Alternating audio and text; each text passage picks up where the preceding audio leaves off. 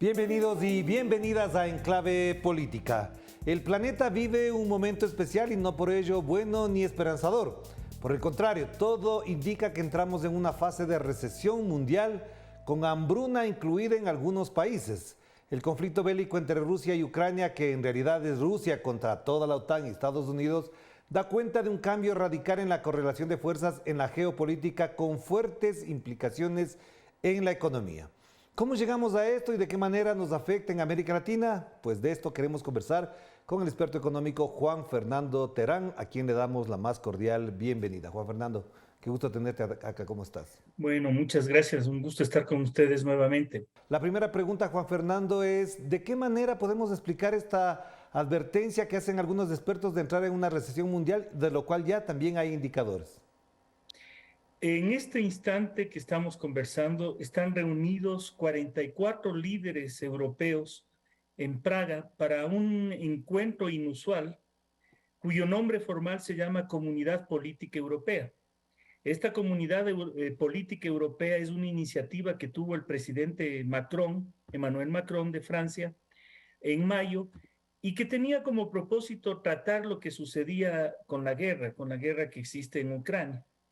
Sin embargo, de mayo hasta acá, el panorama se ha complicado muchísimo y ya no simplemente van a tratar sobre el conflicto bélico que existe en Ucrania, sino que van a tratar sobre una cosa que es absolutamente importante y seria y que nos va a influir en nuestros países. Y es la posibilidad real de una recesión de carácter internacional. Eh, para comprender la magnitud de esto y para entender a lo que nos vamos a enfrentar como países latinoamericanos, yo quisiera recordar que la recesión que se dio en el siglo pasado fue posterior a la Primera Guerra Mundial. Es una secuela de la Primera Guerra Mundial y tiene que ver con la destrucción física de la producción a nivel mundial. Ahora nos encontramos no con un problema después de la guerra, sino durante la guerra, y que no tiene que ver inmediatamente con destrucción física del aparato productivo de otros países, sino con las decisiones que Estados Unidos está tomando y que destruyen a las economías del planeta. Por eso es que muchos analistas hablan de que esta es una recesión inducida por políticas monetarias. Y esa es efectivamente la forma de caracterizar esto. Si me permites, para que se entienda esto en una manera muy simple y luego entramos en los detalles, imagínate que tienes un sembrío, como en los países andinos tenemos sembríos de papa, y a veces viene una helada que es una temperatura extrema que te acaba con la producción de papa. Pero ¿a quién le puedes culpar de eso? A un factor externo que no depende de ti. Eso en economía se llama factor exógeno. La helada no puedes controlar. Pero ahora, utilizando esta metáfora para entender lo que es una crisis inducida por políticas públicas, imagínate que tú deliberadamente metes todas las papas en un refrigerador, toda la producción de papas. Ahí estás causando tú el problema y no la naturaleza. Y eso es lo que está sucediendo este rato en el mundo. Entonces, no se puede culpar a la guerra directamente en el sentido de como pasó en el siglo pasado, sino que la causa directa, inmediata, son las tasas de interés que sube Estados Unidos. Y ya veremos por qué hace eso, pero nos genera un problema a todo el mundo. Ya. Entonces, repito, no es un hecho natural, no es una helada que destruye la producción, es un hecho deliberado de política pública. Y en ese sentido, ¿cuál es el propósito? Porque efectivamente hay un cambio de correlación de fuerzas, como te mencionaba en la introducción, y si eso apunta a sostener, a preservar la hegemonía de Estados Unidos, ¿qué implicaciones tiene para, por ejemplo, potencias que están creciendo como Rusia mismo o como la China? Lo que está sucediendo este rato es un efecto dominó que empieza con el incremento de las tasas de interés de la Reserva Federal, la tasa de interés oficial en Estados Unidos. El pretexto para hacer esto y lo que a primera vista parece que es lo que se quiere hacer es controlar la inflación, porque cuando tú incrementas las tasas de interés, la gente prefiere tener el dinero en el banco y no en las calles. Entonces, el incremento de las tasas de interés es un mecanismo antiinflacionario. Entonces, el pretexto, repito, es controlar la inflación. Controlemos la inflación aumentando las tasas de interés para que la gente tenga el dinero en el banco. ¿Es real la inflación? Por supuesto, pero ellos también la causaron, generando el conflicto que existe en Ucrania. Sí es real la inflación y es un problema generalizado. Pero independientemente de eso, la gran jugada y lo que está detrás es mantener el poder del dólar. ¿Por qué? Porque tú lo que haces, hay dos formas en las cuales se logra mantener el poder del dólar a través de este mecanismo. La primera, toda la gente quiere invertir en dólares, porque si la lógica es meter el dinero al banco para que no esté en la calle y te pagan más en intereses en dólares, entonces tú metes eso en dólares. El dólar se convierte en una moneda apetitosa. Esa es la primera forma. Entonces tú mantienes el atractivo del dólar incrementando artificialmente las tasas de interés, deliberadamente las tasas de interés. El segundo mecanismo, ya vas a ver después cómo esto influye a nivel global. El segundo mecanismo es que las deudas se contratan en dólares.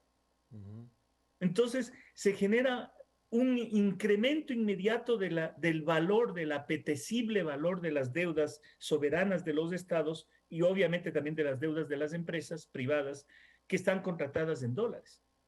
Entonces, independientemente de cuál sea el resultado de lo que pase en la guerra en Ucrania, Estados Unidos está cosechando brutalmente los lucros de esa guerra a través de mantenerle artificialmente poderoso al dólar. Ahora, la pregunta es, ¿cómo esto nos influye en América Latina? Antes de responder a eso, veamos cómo les perjudica en Europa. Sí. La primera forma en que le perjudica es en la crisis terrible que existe con el euro. Porque como la moneda apetitosa se vuelve el dólar para el inversionista que tiene dinero y que quiere meter dinero al banco y tener intereses altos, lo primero que sucede es desvalorizar lo que pasa con el euro. A largo plazo se convierte en una moneda no apetecible, que es exactamente lo que quiere Estados Unidos hacer. Que no se vuelva apetecible el euro significa que la unidad monetaria europea entra en crisis. Entonces, por ahí el primer gran efecto para los europeos. El segundo gran efecto, como tienen que protegerse los bancos centrales y evitar y las bancas privadas también que están en otros países, y evitar que todo el dinero fluya hacia Estados Unidos, ¿qué es lo que hace un banco privado o público alemán? Aumentar también las tasas de interés para que la gente se quede ahí y no se vaya a Estados Unidos. Piensen como inversionista. Imaginen que les pagan un interés de un 1% en Estados Unidos y en Alemania no les pagan ese interés. Entonces uno va con el dinero a Estados Unidos. Eso es lo que quieren, que el dinero fluya hacia Estados Unidos. Pero en el proceso de mantener tasas de interés altas para que no se vaya el dinero hacia Estados Unidos, se genera más problemas para la unidad monetaria europea. Entonces es una cosa terrible, espantoso para los europeos, porque es un círculo vicioso permanente. Pero ahí te planteo la Intentando... pregunta a Juan Fernando también, porque ya en ese contexto, para cerrar este primer bloque, esta situación, obviamente tú mencionas de que fue premeditada, que fue creada, que fue construida. Y si es así, ¿hasta dónde puede llegar? La pregunta que uno se hace antes de entrar, mejor en el segundo bloque abordamos lo de América Latina, ¿hasta dónde puede llegar? Porque parecería que en estos desequilibrios, alguien está ganando más de lo debido. Está ganando más de lo debido a Estados Unidos. Y te doy un dato muy concreto. En estos días existen unos 3 o 4 estudios que están señalando que las empresas alemanas, ante las dificultades que están encontrando para producir, para tener energía, gas, etcétera, para tener producción barata, se están yendo a Estados Unidos. Entonces, es una ganancia total. Tanto va el dinero físico como la inversión física. Entonces, es una jugada total. ¿Hasta cuándo sigue esto? Hasta cuando Europa se dé cuenta de que no es negocio para Europa meterse en un lío que no es del suyo. Y ese lío se llama Ucrania.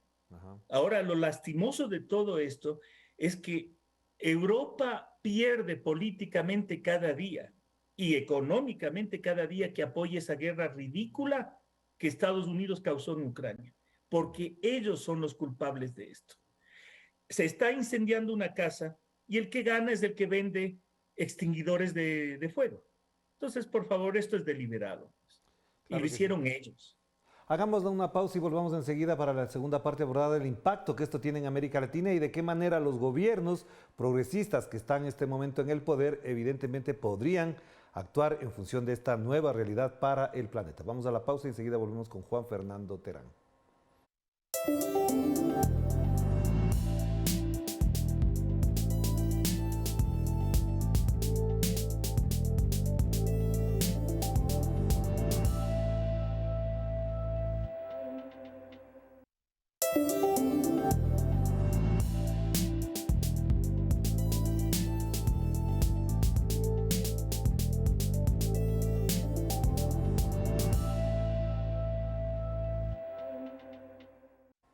Estamos de vuelta aquí en Enclave Política, seguimos conversando con el experto económico Juan Fernando Terán. Te mencionaba, Juan Fernando, al finalizar la primera parte, de qué manera esto impacta en América Latina, considerando que efectivamente, tras la pandemia, el informe de la CEPAL habla de una recuperación importante en las economías de América Latina. Lastimosamente, la única es la de nuestro país, la de Ecuador, en la que tú y yo vivimos y efectivamente sentimos el impacto de eso. ¿Cómo se verificará este cambio, esta recesión económica mundial en América Latina? Bueno, como digo, es una recesión seria y el asunto se viene para largo plazo. No es una cuestión que dure 5 o 6 meses. La cosa es bien seria y eso es lo que hay que tener conciencia. La primera cosa que nos impactará son los flujos comerciales, porque este rato en Europa existen inflación, trabajadores en las calles, gente protestando en Londres, gente protestando en Roma, están en las calles. No les avanza el sueldo para pagar la luz, para tener gas. Y cuando no te avanza el sueldo para tener lo que necesitas, dejas de comprar banano, pues. Dejas de comprar camarones. Se vuelven productos suntuarios. Dejas de comprar flores. Y países como el Ecuador, que viven vendiendo postres y ensaladas a nivel mundial, van a tener un impacto directo. Argentina vende por lo menos carne. Y carne, digamos, que seguirán comiendo los europeos. Pero las cosas que un país sin gobierno como el Ecuador vende, se vuelven productos suntuarios. Entonces, ojo con eso, el problema inicialmente se nos transmite como un problema de balanza comercial, de que no nos compran. Esa es la primera cosa que hay que recordar. La segunda cosa que hay que recordar es un problema de deuda externa, pues. ¿En qué se contrata la deuda? En dólares. El proceso que se está dando en Estados Unidos va a tener problemas para las deudas soberanas de los países europeos, no se diga de nosotros. Y eso, observen por favor, entren a la página del Washington Post y vean lo que está el editorial del día de hoy sobre este problema de las deudas soberanas de todos los países. Entonces, el segundo mecanismo de transmisión es la deuda. Por ahí nos viene el golpe. Un tercer mecanismo de transmisión es no tener gobierno. Cuando uno no tiene gobierno, está desamparado frente a una helada artificial o natural. Esto de no tener gobierno no es broma. Esta es la cruel realidad de lo que se vive en el Ecuador y que se ilustra con la siguiente frase. Días atrás, un funcionario de este gobierno, para justificar la privatización del Banco del Pacífico, que es el banco más grande del país y que es un banco público, dijo que la venta del banco va a permitir bajar las tasas de interés. Y lo dijo llenándose la boca como que nada pasa, aprovechando de la ignorancia de un pueblo que ya no tiene educación y que no tiene servicios de salud. Dice que las tasas de interés son como el precio de cualquier otro producto. Y lo dice desfachatadamente. No, señor. Las tasas de interés no es el precio de cualquier producto. Las tasas de interés son el precio de un servicio que es monopólico por definición. Y por eso no bajan en el Ecuador, ni nunca han bajado. Entonces no compare el precio de una manzana con el precio de las tasas de interés, con el precio del capital. No se puede comparar. Eso es abusar de la ignorancia de la gente para fines protervos. Entonces, si tienes un gobernante que no entiende lo que pasa o que deliberadamente se hacen los que no entienden, tú estás expuesto a la crisis que se nos viene en una forma terrible, porque no hay quien te proteja. En este instante, en la reunión que se da en Praga, los gobiernos van a hacer algo. Para eso están reunidos, porque el mercado no se compone solo. No existe mano invisible que arregle las cosas. Tiene que ser la mano visible de los gobernantes. Y mientras en América Latina seguimos pensando que el neoliberalismo es la solución, los europeos quieren poner precios máximos al gas y a la electricidad, impuestos a las empresas que están ganando en esta crisis, impuestos a los más ricos. Quieren generar mecanismos de redistribución del ingreso para que la gente sobreviva en el invierno. Por favor, lean la prensa. Lean a Telesur. Miren Telesur. Pero Juan Fernando, ahí te planteo una pregunta que tiene que ver con lo que está pasando en América Latina, porque este informe yo mencionaba que era de la CEPAL, en realidad es del Banco Mundial. Hay un crecimiento, por ejemplo, en Bolivia, va a haber un crecimiento en Colombia, hay ya un crecimiento verificado en, por ejemplo, Venezuela, a pesar del bloqueo, del hostigamiento, del acoso internacional que tiene por parte de Estados Unidos hacia Venezuela. ¿Cómo se explica este crecimiento? No tomemos en cuenta Ecuador, que es un desastre completamente, pero ¿por qué se explica este crecimiento en estos países? Porque tienes gobiernos responsables. A pesar de toda la publicidad que haga el imperialismo, y hay que decirlo así, tienes gobiernos responsables. El gobierno responsable lo tienes en Bolivia. Acabas de adquirir un gobierno responsable en Colombia. Venezuela tiene un gobierno responsable. Y por eso se observa el crecimiento económico que tiene. Porque no ha dejado las cosas al libre mercado. Hay políticas económicas activas en Venezuela. Y hay que decirlo así. Le duela a quien le duela. En ese contexto, yo quiero traer a colación lo que está pasando en este instante. Fastidian a un país como Venezuela cuando Venezuela podría bajar los precios del petróleo a nivel internacional, los precios de la energía. Entonces, ¿a qué juegan los norteamericanos, pues? ¿Juegan a qué? Yo te voy a decir a qué juegan.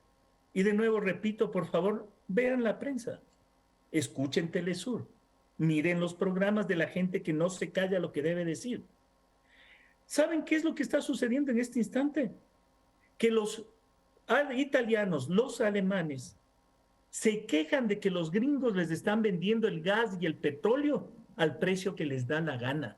Por eso están reunidos en Praga para poner un precio máximo al petróleo. Esa es una política activa.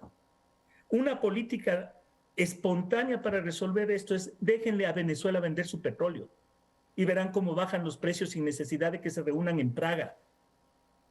Pero eso es lo que sucede. Siempre hay alguien que se beneficia y Estados Unidos se beneficia de todo el caos que está produciendo.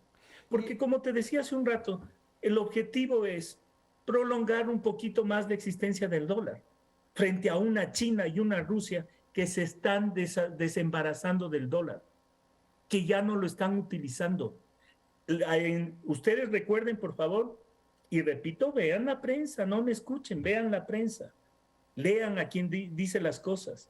Pero Hace una semana atrás, permíteme te señalo esto, la China ordenó a sus empresas que empiecen a dejar de utilizar el dólar en las transacciones de deuda que hagan. Pero ahí te planteo la otra pregunta, Juan Fernando, porque efectivamente hay una necesidad y se va configurando esa alternativa de que América Latina se convierta en un bloque regional importante. De ganar Luis Ignacio Lula da Silva las elecciones del 30 de octubre, podría retomar eso que él mismo inició, que él propuso, con la diferencia de que ahora cuenta también, por ejemplo, con México, que no es cualquier país, es una economía potente. ¿Hasta dónde este nuevo bloque regional que se estaría configurando podría atenuar esto que estás describiendo y al mismo tiempo parar ese tipo de argucias y ambiciones de Estados Unidos? Yo sinceramente deseo que Lula da Silva gane las elecciones porque con quisiera una sola cosa, transforma el mundo y transforma a nuestra América Latina. Y esa una sola cosa es la moneda única del sur. El momento en que se consolide un mecanismo, aunque sea electrónico, de compensación monetaria entre países, pasamos a otro nivel y llorará Estados Unidos. ¿A qué me refiero con compensación electrónica? Ecuador exporta cosas a Colombia, Colombia exporta cosas al Ecuador. En lugar de que vaya cada vez el billete de un país hacia otro, de que los dólares se muevan para comprar y vender las cosas, simplemente se hace compensación electrónica con una moneda regional, como hacen los bancos todos los días. Todos los días hacen caja entre bancos así, compensación interbancaria. El rato en que se haga compensación con esta moneda regional, a la cual el Brasil no apoyó precisamente en los años, en la primera década de este siglo, se hicieron los locos los brasileros, pero yo creo que el mismo Lula ha hablado sobre esto. Es obvio que tenemos que caminar hacia una moneda regional y eso transforma el mundo, porque tendremos una China que no utilice el dólar, Rusia que no utilice el dólar, los europeos que siguen haciendo negocios con Rusia. Los húngaros están diciendo que sí van a hacer negocios y que si hay que comprar gas en rubro se compra. Entonces, el poderío del dólar va a ser cada vez menor porque empezamos a hacer transacciones con otras monedas. Y eso es importante para nosotros, para un país pobre como en el Ecuador. Vean, tenemos que pensar bien este asunto de la famosa dolarización, porque eso nos va a explotar en la cara y hay que decirlo de frente, aunque no sea políticamente muy lindo que la gente escuche eso. Ya, y la última pregunta, nada más para concluir. En todas estas circunstancias que acabas de mencionar, obviamente si los bloques regionales se van articulando, los BRICS y otros más, ¿de qué manera pueden reconfigurar también la posibilidad de un cambio en como se ha denominado en el Ecuador, de parte de Rafael Correa, de la matriz productiva? Porque Petro, por ejemplo, dice que hay que acabar con el extractivismo, lo propio podría pasar en Brasil, y hay otros países que no van a poder dejar de depender del extractivismo porque de eso viven. Yo recuerdo que la última vez que tuve el placer de conversar con ustedes, les comentaba que en Europa se están industrializando. Desde la vez en que hubo la pandemia, se dieron cuenta de que hay que volver a industrializar Europa, porque eso es necesario. Entonces, la matriz productiva va a cambiar en los países que tienen gobierno y que tienen estados responsables y gobernantes responsables. Yo tengo mucha confianza en que eso sucederá en el Brasil, definitivamente. Con Lula eso pasará. Con Colombia eso va a suceder, porque Gustavo Petro es un mandatario de primer nivel. Su capacidad para mirar más allá de sus narices es algo que le caracteriza. Lamentablemente, el Ecuador no es Colombia. Claro. El Ecuador, yo no creo que ni tenga una clase política ni una clase económica de élite que se den cuenta de que no podemos seguir vendiendo postres y frutas. Pero para eso se necesita otro tipo de gobierno. Se necesita que la gente se organiza y que comprenda que la izquierda en el poder es garantía de una vida mejor. Eso es lo que necesitamos retornar y recordar siempre. Gracias, Juan Fernando. Un abrazo a la distancia y también gracias por hacer más explícita esta reflexión, que la tenemos, que existe, que se da en nuestro planeta y particularmente en América Latina. Te mando un abrazo, que estés muy bien. Chao, chao. Gracias a ustedes. Gracias a todos ustedes también por acompañarnos en este espacio de reflexión y análisis en un momento muy complicado para el mundo que algunos avisoran que, como decía Juan Fernando, no será de corto plazo. Nos volveremos a ver. Cuídense mucho. Chao, chao.